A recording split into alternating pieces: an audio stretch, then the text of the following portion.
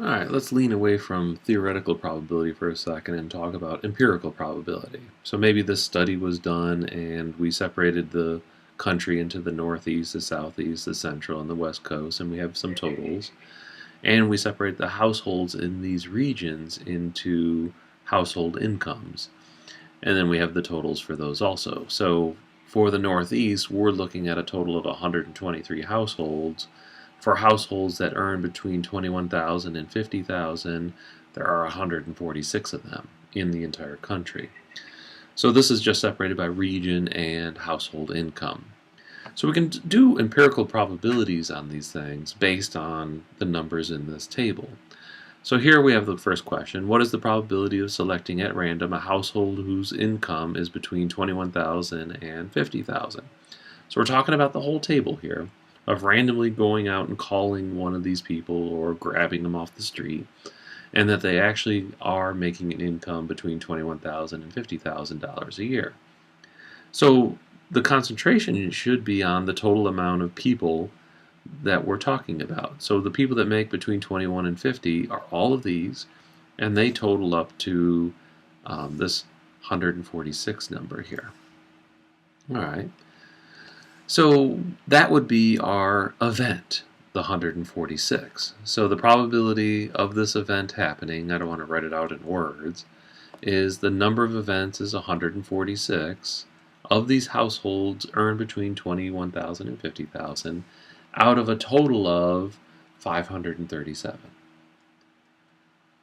So the probability that a household in the United States, based on this empirical data, is going to be 146 divided by 537, 27.2%. And then you can say things like 27.2% of the households in the United States earn between here and here, based on this study that was done. And a lot of the percentages that you see in the news are generated in this way, where they just sample a few of the houses and then base the rest of the country on that sample. Some samples are good, some samples are not so good. So let's look at the second one. What is the probability of selecting at random a household that actually comes from the West Coast? So here we're not looking at the whole table again. The minor point of it is West Coast. So we're talking about these people here for a total of 149. So the probability of this event happening is the number of events, which is 149, out of the number of outcomes, and you could have picked any of these households, and there are 537 of them.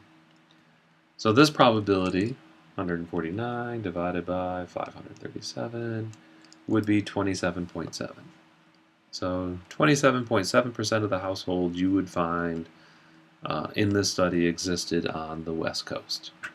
All right, those are simplistic, nice empirical probabilities.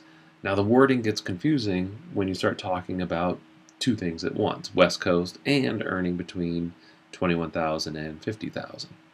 So there's a lot of ways of looking at that. So you got to be careful with these words. What is the probability of selecting at random a household whose income is between those two, but they're from the Northeast? So when you read this, you have to be careful what's the main idea and what's the sub-idea, or what's the main set and the subset. So what is the probability of selecting at random a household whose income is between these two numbers, so that's the subset, from the Northeast household, that's the main set. So he's the main. We've been talking about this in a couple of earlier videos, and he's the sub.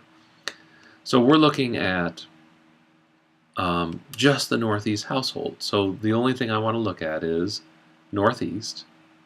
So 123 is my main number, or the outcomes. And the sub number is the 21 through 50. Well, the 21 through 50, for those in the Northeast, there's only 24 of them. So the probability of this event is going to be the number of the events, in this case my subset of 24 households, out of all of the ones in the Northeast, which is 123. So 24 divided by 123 is 19.5%. So this would be 19.5% of the time you would randomly select a household that earns between here and here from just the Northeast people. So it's very confusing between what's main and sub, so you've got to get that out of the way first. All right, the second one here, or actually the fourth. What is the probability of selecting at random a West Coast household from the households whose income is less than 20,000? So the main idea here is we're selecting them from this group. So this has to be the main. And then we're wondering, if we select the households that are less than 20,000, how many of them exist on the West Coast? And that would be your subgroup. So the probability of this event is going to be, the concentration is the main, households that earn less than $20,000 are these guys. And the subgroup out of that is going to be from the West Coast. That would be these guys, West Coast. So that probability is going to become the number of events, those on the West Coast that earn less than 20,000, out of all the ones that earn less than 20,000, which was 293. So as a percent, 87 divided by 293, 29.7. So about 29.7% of households that already earn less than $20,000 in the study existed or lived on the West Coast. All right, we can make it worse. There is one more difficulty with tables and reading the language, and that comes into play when we are dealing with special words. And is one of the special words, but that's usually multiple selections. The other one is or, and both of these have the or word in it, and we have to deal with these kind of a special way. So what we have to do is read them very carefully. So what is the probability of selecting a random household whose income is between 21,000 and 50,000, or a household from the Northeast? So it's broken down into two groups rather than a main and a sub. So the two groups are the people that, or the households that have incomes between 21,000 and 50,000. So we're talking about these numbers. And then the other part of it, the or part, a household from the Northeast. Well, if you're from the Northeast, then you're talking about these numbers. And what happens is the green and the purple intersect, and they intersect at this number right here. And that's where the difficulty is going to lie, is that intersection point. So the formula for this is going to be kind of messy. You kind of do it separately. So you start off with, what's the probability of a household making between 21,000 and 50,000? And then you take the probability of the second one, which is the households from the Northeast. And because of the word or, the operation is going to be plus. With the word and, the operation is going to be times. So it's the probability of the first one plus the probability of the second one, but then that 24 gets run over twice. He's included in the Northeast, the purple circle, and he's included in that up to $50,000 of household income. So because he was included in him, and he was included in the North, that means there's two instances of it that we're adding together. So what we need to do is take it away. Just once, so we can get back to just counting that 24 once. So that would be the probability of both households that earn between 21,000 and 50,000 and are in the North. All right, so once we do that, then it actually becomes kind of easy. We have at least a systematic way to figure it out. So let's see here, purple. So the probability of 21 through 50 is this number here, 146. So this is out of the entire chart, 146 out of the 537, plus the probability of living in the Northeast is 123 out of the 537, number of events out of number of outcomes, minus the probability that they both earn between 21 and 50,000, and they also live in the Northeast, so that 24. And we're going to do that out of 537. So this is going to equal an ugly number.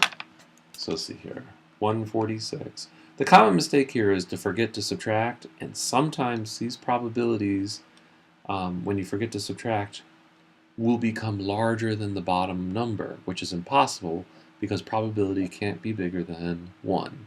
So that becomes minus 24. 245 out of the 537. So this probability is 45.6%. 45.6% of the time you will choose one or the other or both. So the same thing is going to happen in number 6 down here. Here we're talking about West Coast people and whose income is less than 20,000. And again, that keyword is or. So if I use orange circle, we're talking about West Coast. That's all of these numbers. And we're talking about less than $20,000 household income. That would be these numbers. So again, these two circles are intersecting, and where they intersect is the households on the West Coast that also earn less than $20,000, this 87. So when we set this up, and I'll do this quickly, I can't read that number anymore. What is that number? Let's move this a little bit. That's 293. Okay, so it would be the probability of the West Coast. So the probability of West Coast is, oh, now I can't read that number.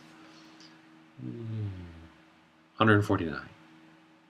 That was 293.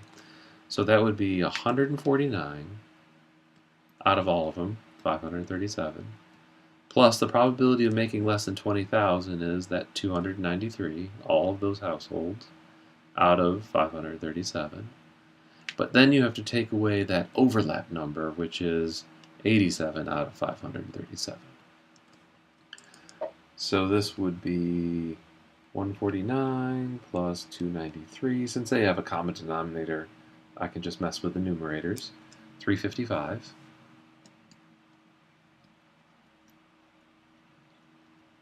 Out of 537.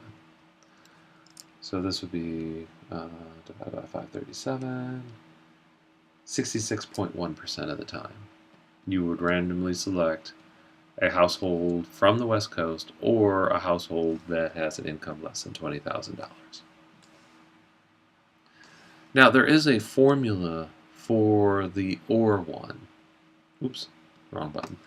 And the formula is this. If you have two events and you're looking for the probability of the first event or the probability of the second event, the probability of A or B happening, it is equal to the probability of A plus the probability of B minus the probability of both of them happening to get rid of that overlap. So A and B. Now, generally, especially in the book, to use this formula, you have to know two things. You need the OR, but you also need an AND. So if the problem is asking, what is the probability of A or B, you have to be given these three pieces.